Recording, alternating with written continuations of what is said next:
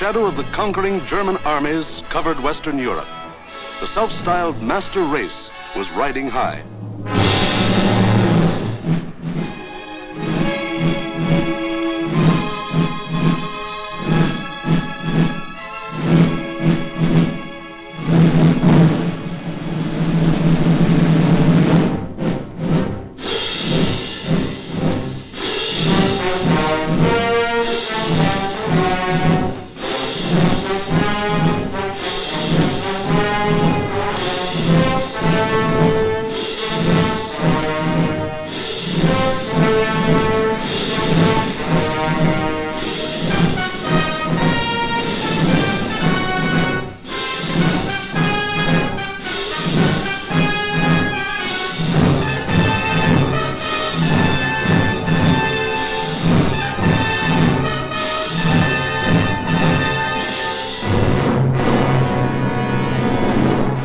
Adolf Hitler stood just as Napoleon had stood more than 100 years before, and looked across the English Channel to the one fighting obstacle that stood between him and world domination.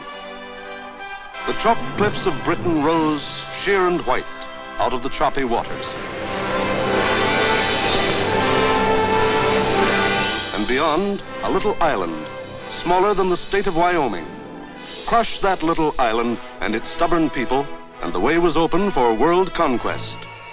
The fall of Austria, Czechoslovakia, Poland, Denmark, Norway, Holland, Belgium, France had given him more than 100 million slaves to work for him or starve. The preliminaries were over. It was time for the main event, the Battle of Britain.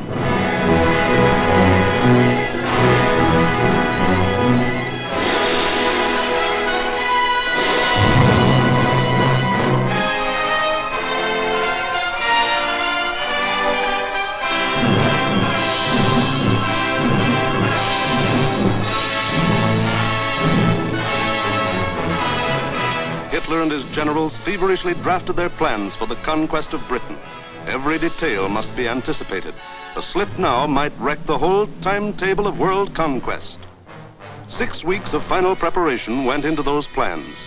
6 weeks to determine the history of 1,000 years. The thing was foolproof. See for yourselves how simple the whole operation was to be. Look. German plan for invasion of England. Phase 1. Knock out the Royal Air Force and its bases. Get control of the air and the sea lanes across the Channel. Follow the Blitz plan that had wiped out Poland, the Low Countries, and France. Destroy communication and transport lines. Above all, get command of the air. Phase 2. Pulverize the coastline with dive bombers. Drop parachute troops to take over the airfields and establish beachheads.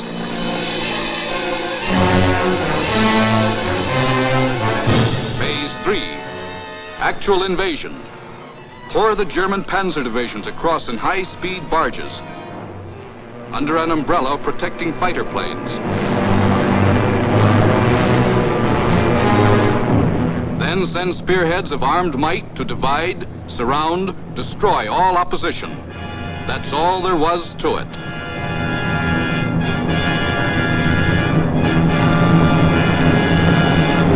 Conquer Britain.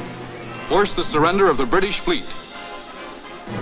Then, with the combined sea power of Germany, Britain, Italy, France, and Japan, he could control the seas and tell us where to head in.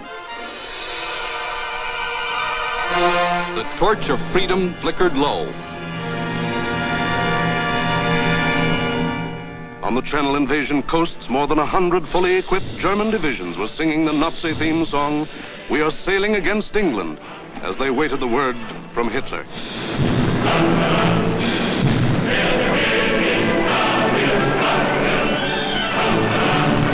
Here, for weeks, all the supplies and weapons of the Nazi war machine had been turned toward Britain.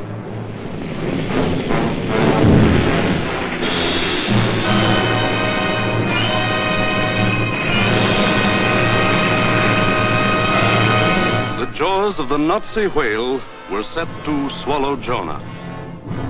And what about Jonah? How was he doing? Well, Britain also had an army, but it was an army dragged from the sea at Dunkirk.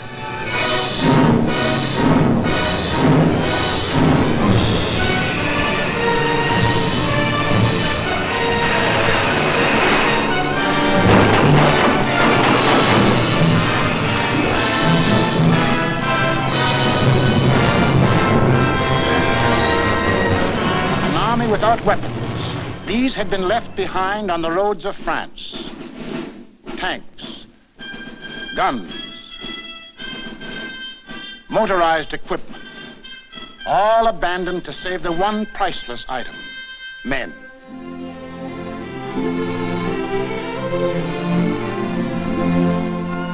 In all of Britain, there was not enough equipment for one modern division. Only one tank for every 1,000 square miles of territory. Only one machine gun for every 1,500 yards of beach.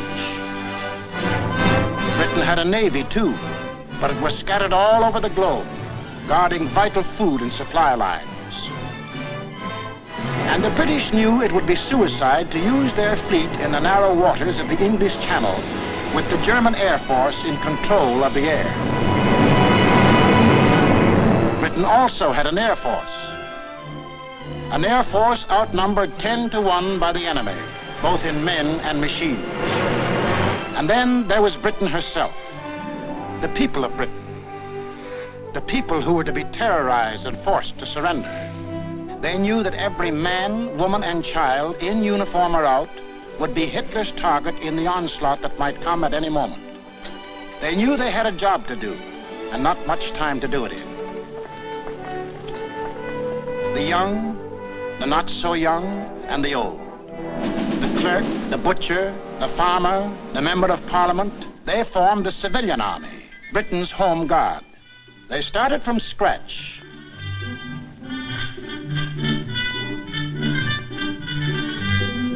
Experience, equipment, supplies, all were scarce. Only one shell to fire at each practice. The women of Britain refused to be left out. We'll enlist too. We'll put up the barrage balloons.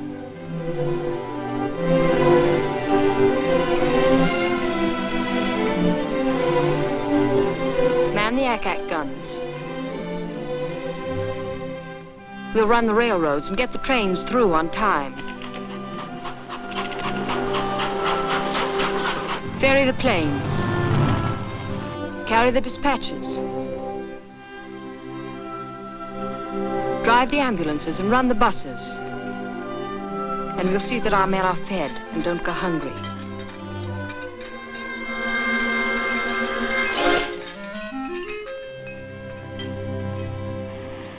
Others work, men and women alike.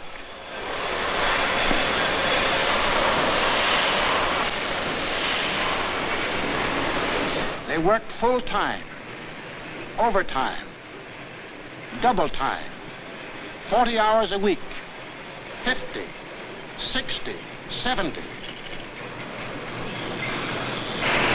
Hours meant nothing. Fatigue meant nothing. Until the government forced them to cut down hours because over-fatigue was hurting production.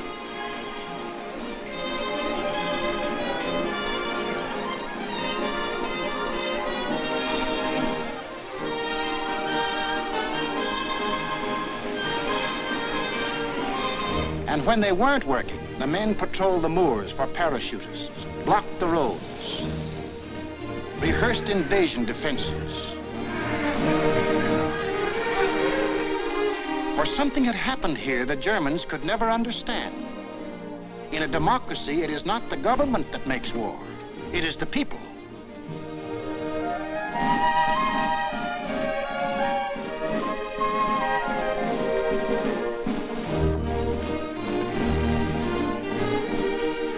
To lead them, the people had chosen Winston Churchill as their prime minister. And he spoke the words in every British heart when he said, "We shall defend our island, whatever the cost may be. We shall fight on beaches, landing grounds, in fields, in streets, and on the hills. We shall never surrender." This was Britain in its darkest hour.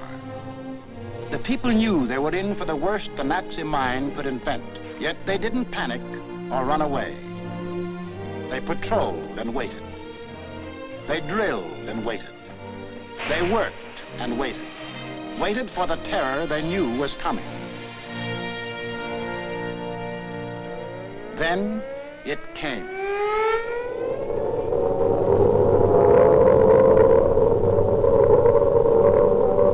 That's the sound that became part of the life of every man, woman, and child in Britain.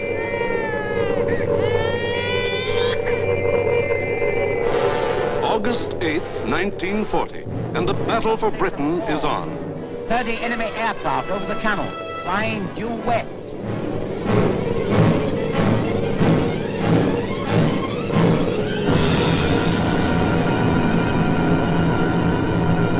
Here comes the Luftwaffe. In dozens of flights, hundreds of planes, bombers, fighters, dive bombers, across that 21 miles of channel, that 8 short minutes of water. Their first tactics were to bomb convoys in the channel. Convoys loaded with food and munitions, bound for the great port of London.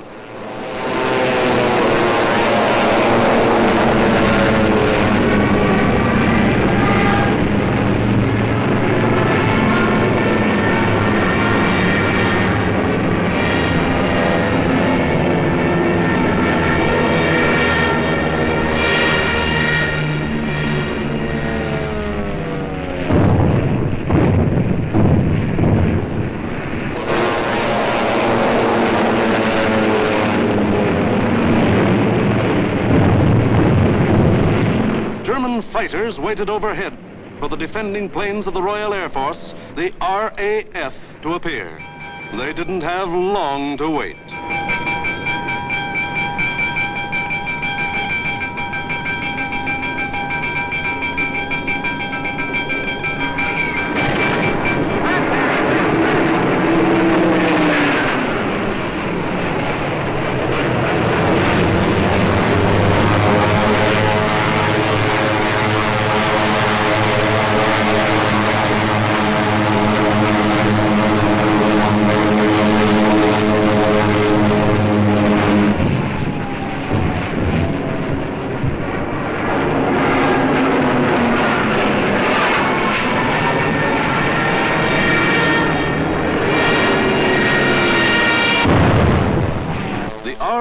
Came, facing odds of 6, 8, 10 to 1, and dove in, shouting the old hunting cry, "Tally-ho!"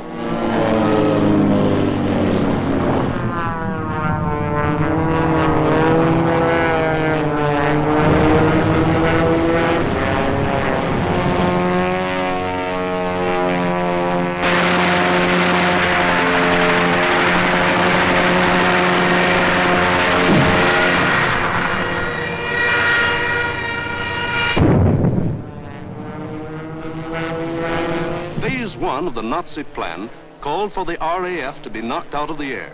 But the men of the RAF hadn't read the Nazi plan.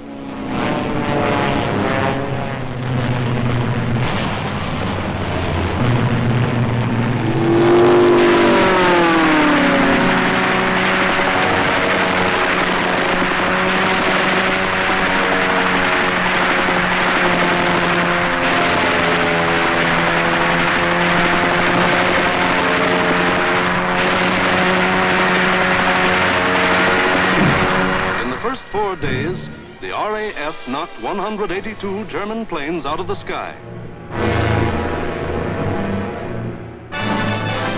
For the next week, the Germans attacked the coast cities from the Thames River to Weymouth.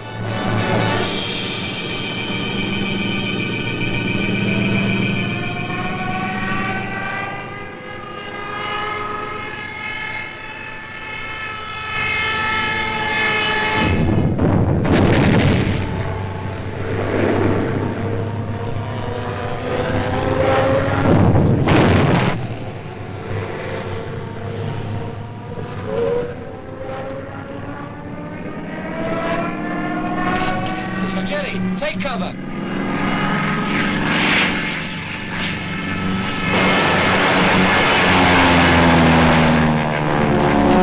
Spitfire.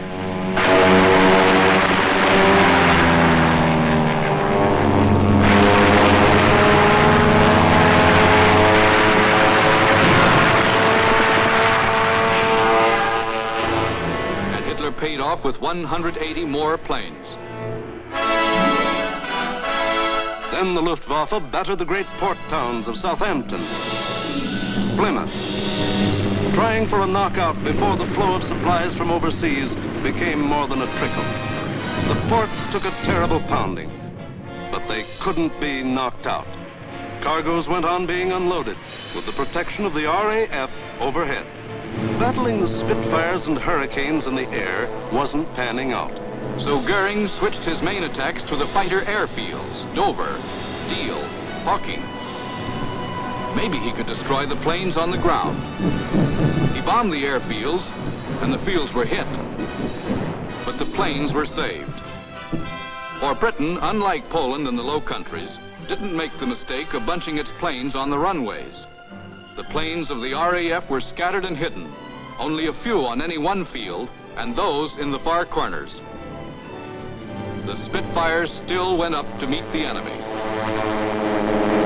In the first 10 days of the Battle of Britain, Goering launched 26 major attacks to get command of the air and lost 697 aircraft. The British lost 153, and 60 British pilots bailed out.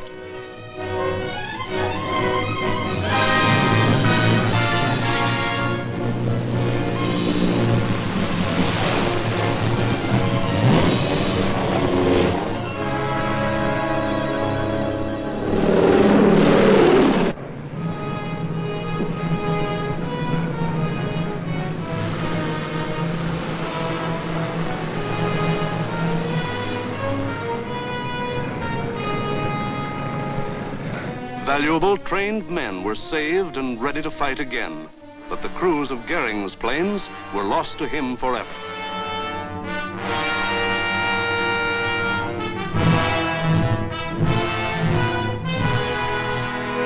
The pace was too hot. Something was going haywire. The Nazis had to call time out. On a 2,000-mile front from Norway to France, the whole Nazi Blitz program was being stalled because the RAF was still in the air.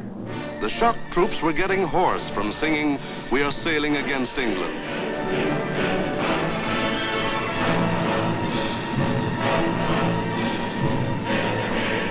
The long-range German guns were getting hot from throwing shells across the channel.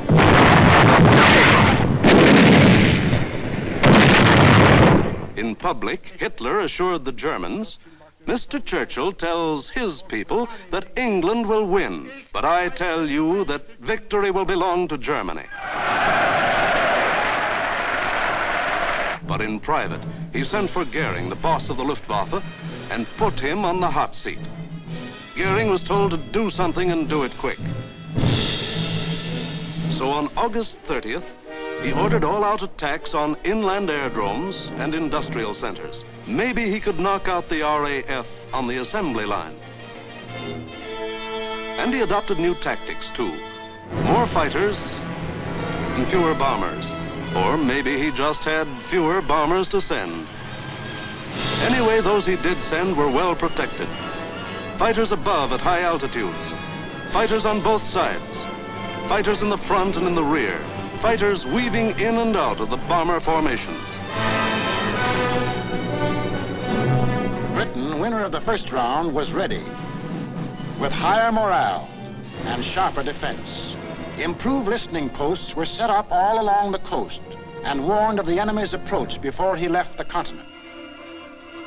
A quick flash from the control station to the fighter station.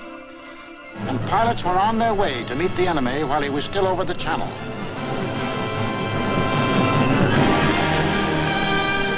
Day after day, out of sight and almost out of sound of the watchers on the cliffs. 4, 5, and 6 miles above, the battles raged over the Dover area.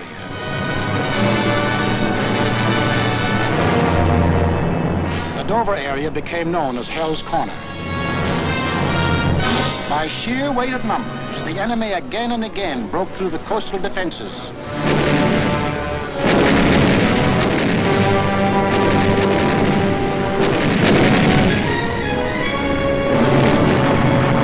And reached inland to the airdrome. Aircraft plants, munition factories and machine shops.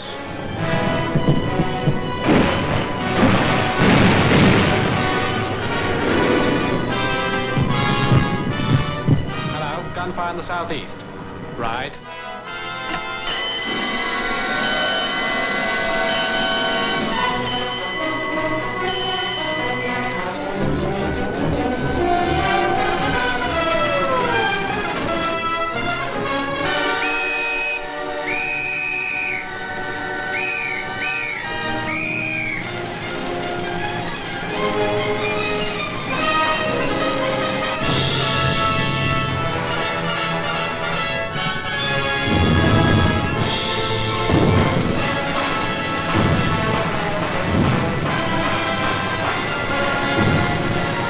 The workers kept on working,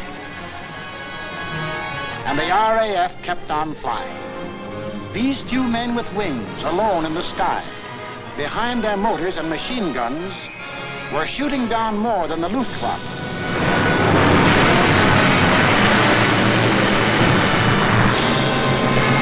They were smashing the whole Nazi plan of world conquest.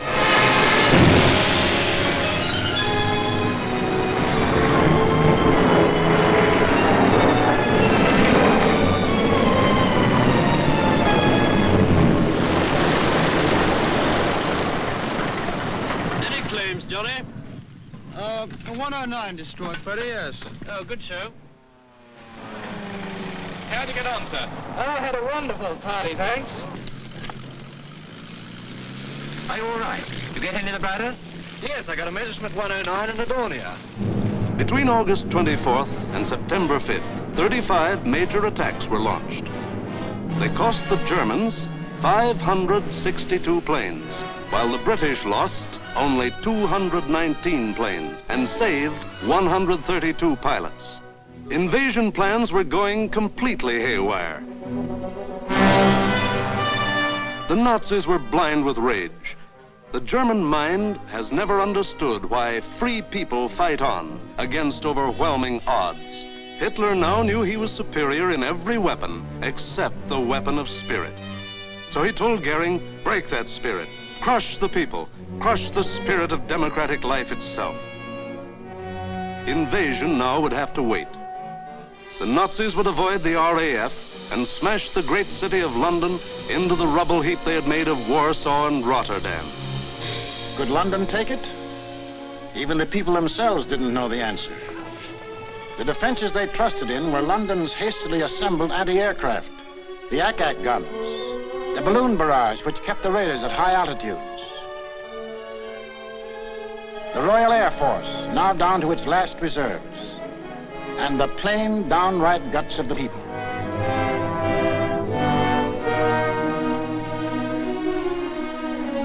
They sent more children out of the city.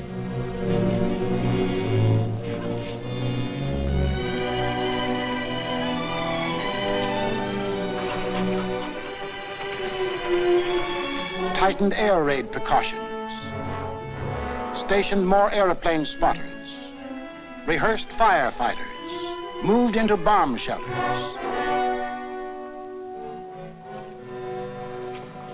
They blacked out their city and carried on.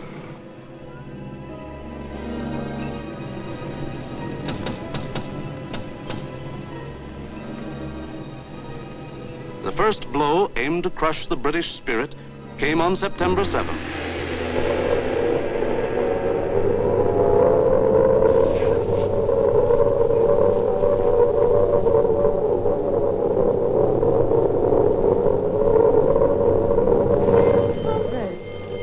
Roof reports planes coming in.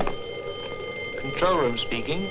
Customers and staff will now take cover in the basement. Please do not run, but keep moving. Down the stairs, or you can use the escalator.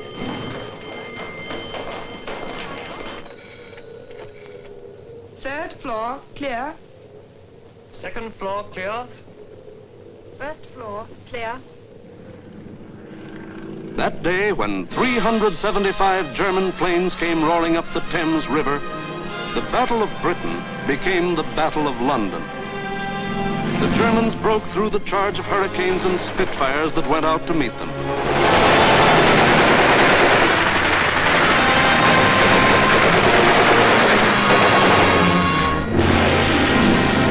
Gone was any pretense of aiming at military objectives. This was just savage destruction.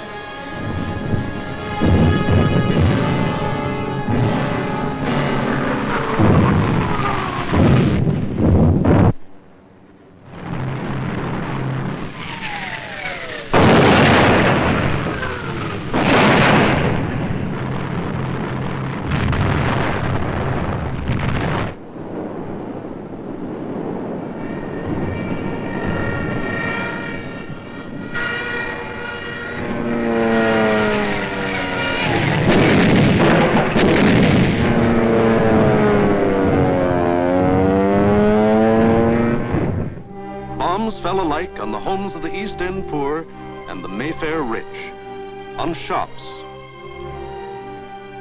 hospitals, churches. For 28 days, the Nazis were to drop everything in the book on the city of London. Tons upon tons of high explosives, delayed action bombs that exploded days later, torpedoes that sheared away whole buildings. And underneath the war in the air, the war of the man in the street went on.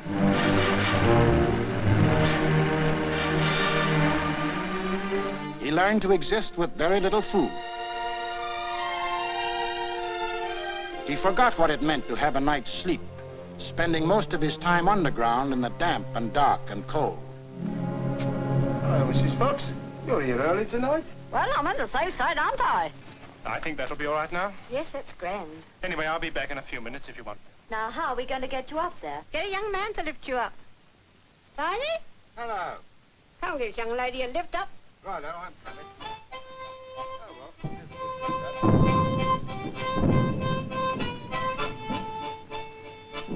The air raid wardens stayed at their posts. Doctors and nurses worked on steadily as the bombs crashed all around them. Rescue squads labored night and day. Hey, Gordon, I found her. Is she dead? Right, Doug. Firemen said, nuts to the bombs and battled to put out fires. This was life in the Blitz. Against all the rules of Nazi warfare, Britain was refusing to crumple up. Across the Channel, the enraged Goering took personal command of the operations.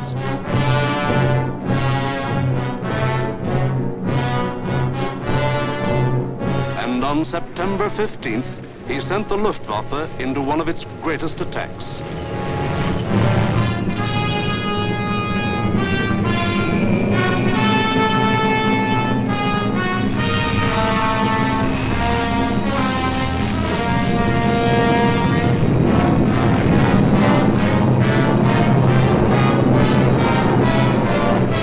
.500 German bombers and Messerschmitt fighters roared over the English coast. Stowmouth calling. Planes heard 3 miles southwest. Scout for hostile planes approaching from the southwest. The British met the challenge by throwing in everything they had.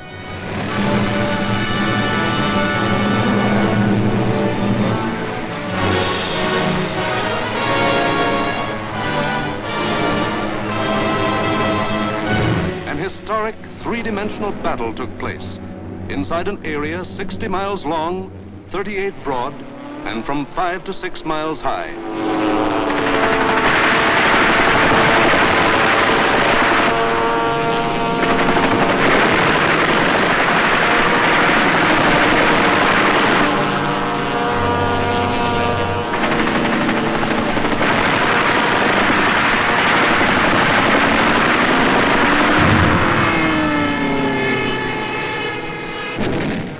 100 individual dogfights took place within the first 30 minutes of the raid.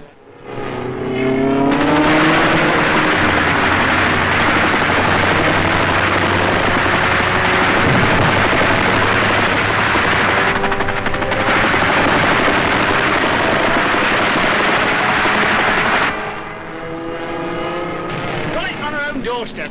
Oh, what a stretch.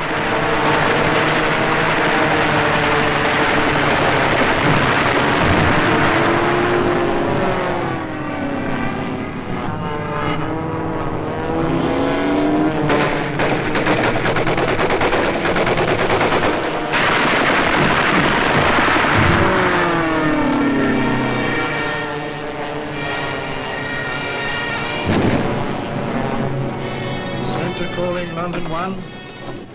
Thank you, Centre. We'll keep a lookout for them. Hostile formation to the south. Some of the German bombers broke through London's defenses.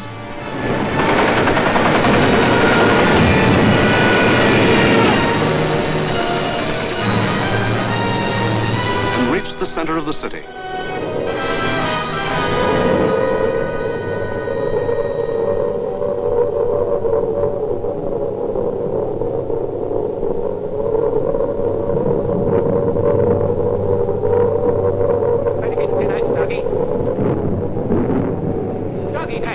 Oh, the Tinettes, okay.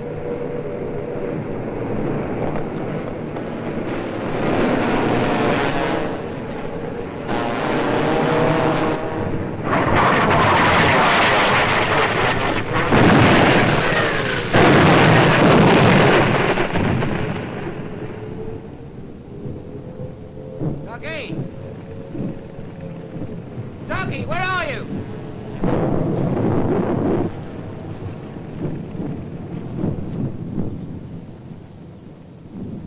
Blimey, I thought they'd got you.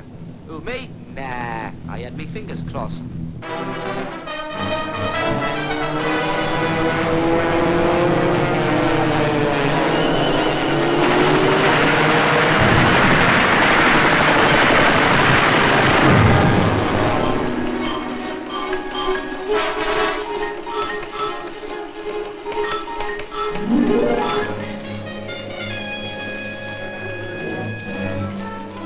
Air Ministry communique. The biggest bag yet. 185 enemy aircraft shot down. End of message. Of the 500 German planes that came over that day, more than 1/3 were shot down.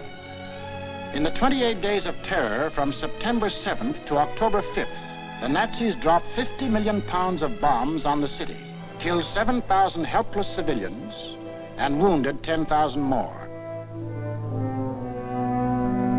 Bombs fell on Buckingham Palace,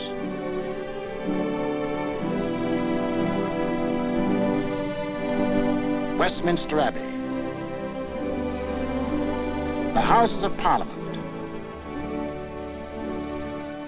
Fleet Street, the center of the news, St. Paul's Cathedral. Bombs blasting the historic past out of the lives of Englishmen.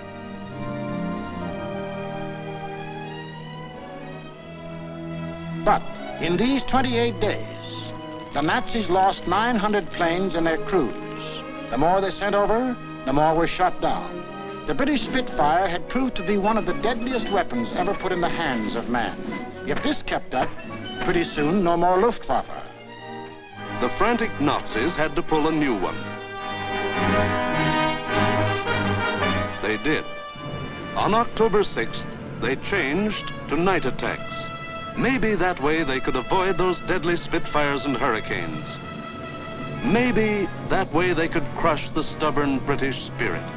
Never mind control of the air.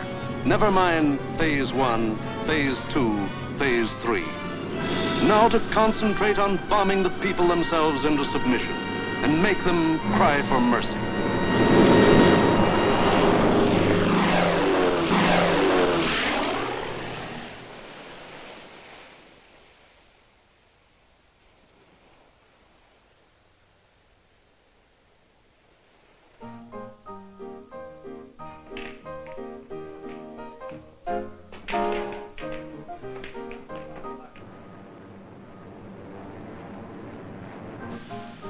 hostile raid, sir.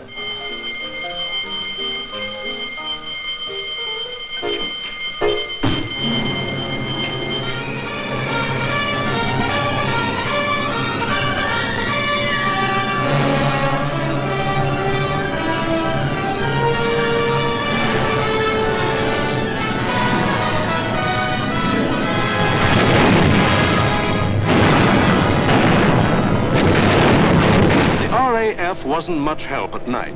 This was just German bombs against British guts.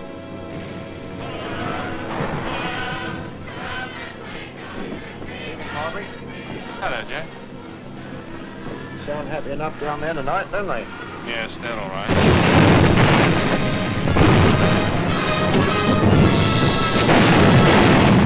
The great docks of London were left roaring infernos. Homes were destroyed by incendiaries. Business blocks were aflame. And still the people of London took it. Night after night they burrowed underground. And morning after morning they dug themselves out of the wreckage.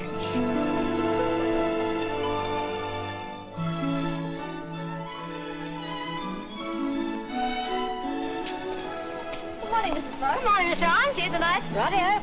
Come on, Betty.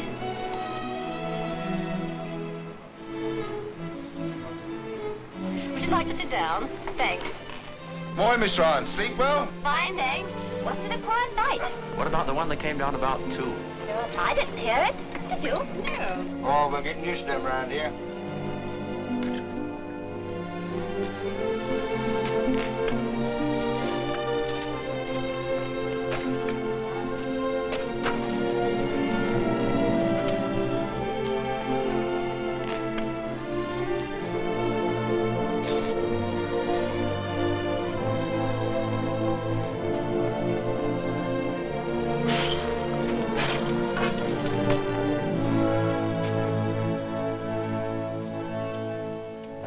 Better go away from this for a bit. Of course not. It'd take more than this to get me out of my home. Now go on, you've got to get to work. Okay. The Battle of London was the battle of the people of the city. In spite of bombs and fire and death, they got to their desks and workbenches to spend another 10 or 12 hours working, working, working. The British spirit was stronger than ever. And the RAF was flying higher than ever. Not only higher, but farther. SIO, operation for tonight. GP 1562, EP 781, 10 aircraft. You'll find, I think, a decent photograph of the submarine yards there. There's a very good one taken the other night, Monty. Was there? A bit further along. This is the one. That's it. Those are the submarine yards. Just there. Yes. Well, chaps, this is your target for tonight. It's the submarine and shipbuilding yards at Bremen. It's a vitally important target, and it's got to be hit hard. In the midst of this life and death struggle, the British found strength not only to defend, but to counterattack with what few bombers they could get together.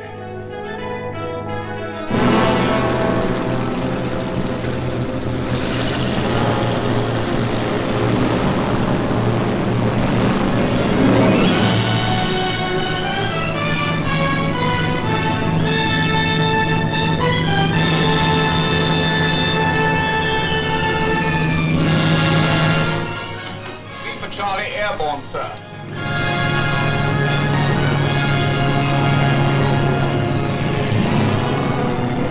Hello, rear gunner. Can you hear me? I'm okay, Skipper. Hello, operator. Everything okay? Well, it seems to be all here, sir.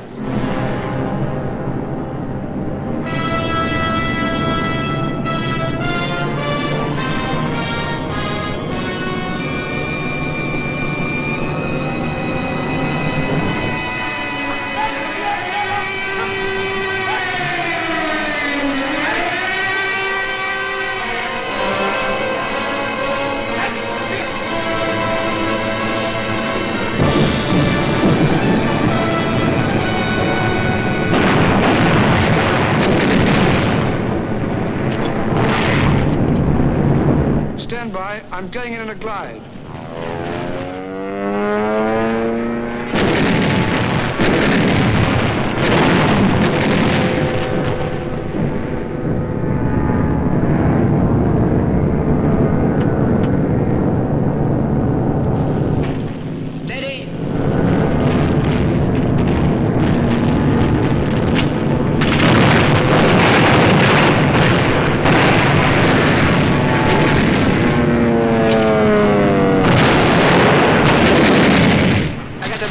The last one.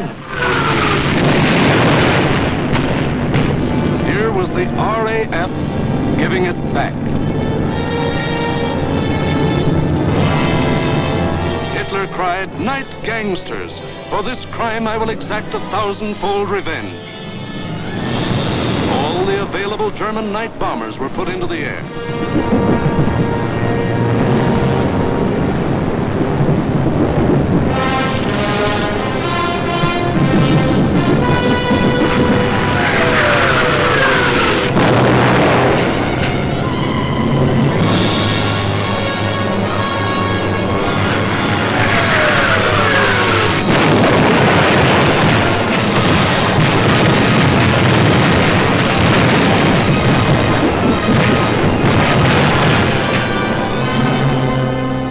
Thousand-fold revenge was Coventry.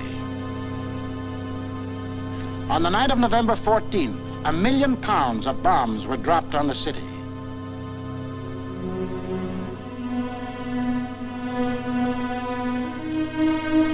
Coventry was smashed as flat as Warsaw and Rotterdam.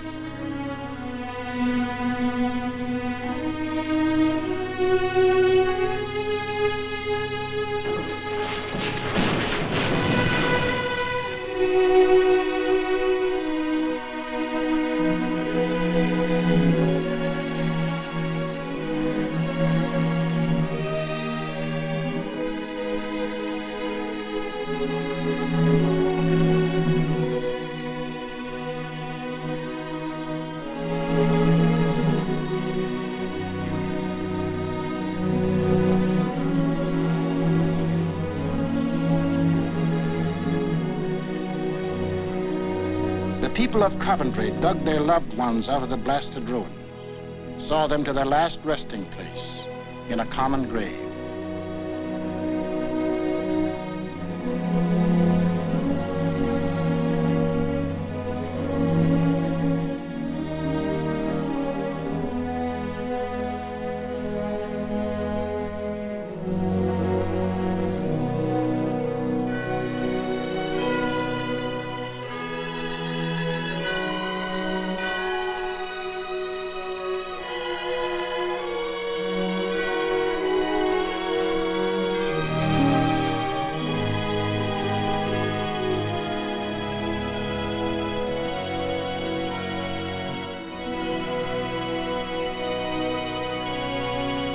Hitler could kill them, but damned if he could lick them.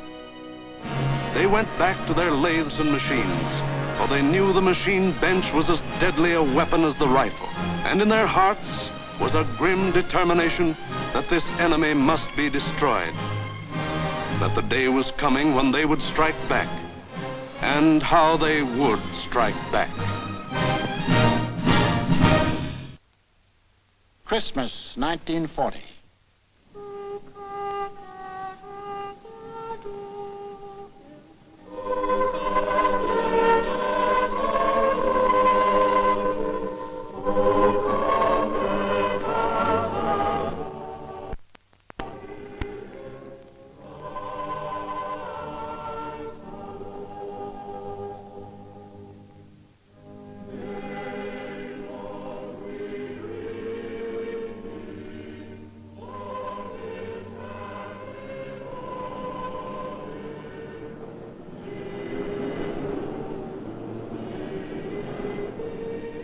Christmas, season of peace on earth, goodwill toward men, was the ironic quiet before Hitler's great burst of rage against a people who couldn't be licked.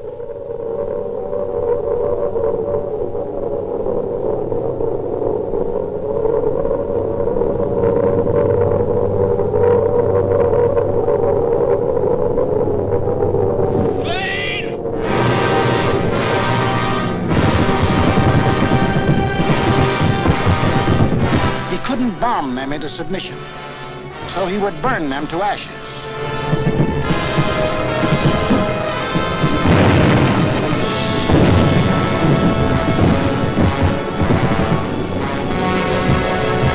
Millions of firebombs rained down on the great city of London.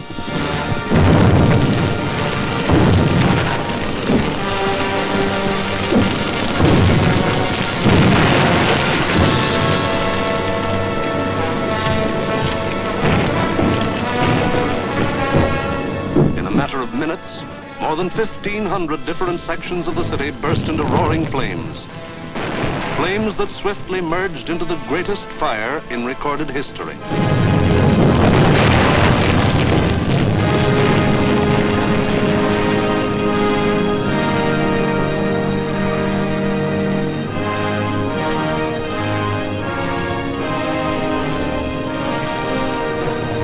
In the midst of all the fire and destruction, vital water mains were shattered. Water pressure was almost entirely cut off. Heroes of the night were men of the London Fire Brigade who stretched temporary hose lines out to the center of the Thames River, struggling through mud and slime. For the Nazis had carefully picked a night on which the Thames River had one of the lowest ebb tides on record.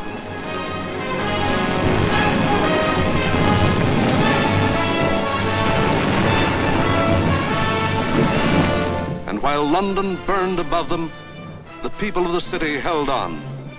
Chin up and thumbs up. They knew this was the people's war, and they were the people.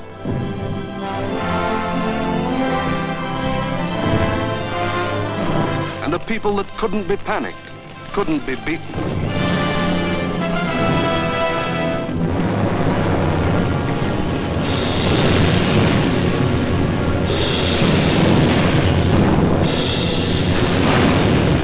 In the months to come, the British were to suffer many such bombings and burnings. But a nation that calls on cold courage when hot courage runs thin may die, but it can't be defeated.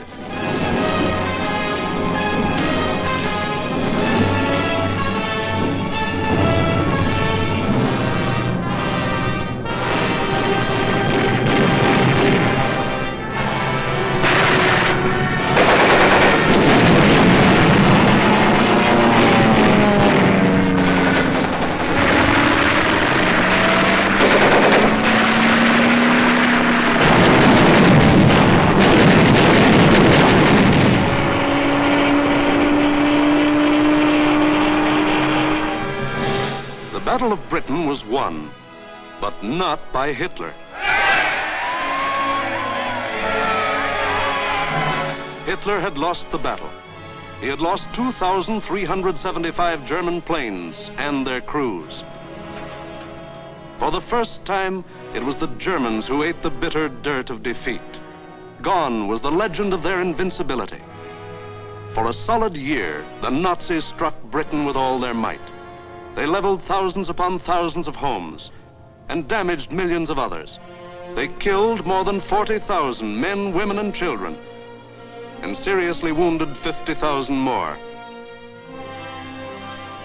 But not one single Nazi soldier set foot on British soil. But Hitler couldn't stop, and in our next film we will show how he had to turn to the east again. Why did the Nazis lose the Battle of Britain? First, because a regimented people met an equally determined free people, and the free people made them quit cold. We've been bombed, dive bombed, high-level bombed, machine gunned, been through 2 invasion scares. The last lot we had the house down about our ears. But we're still sticking it, and we're going to stick it. Second, because this was a new kind of war, and the RAF were the men who could fight it. These were the men who belonged to what Hitler called those weak, soft democracies. The British did more than save their country. They won for the world a year of precious time. It was not only for the people of Britain, but for the people of the world that Winston Churchill spoke when he said, "Never in the field of human conflict was so much owed by so many to so few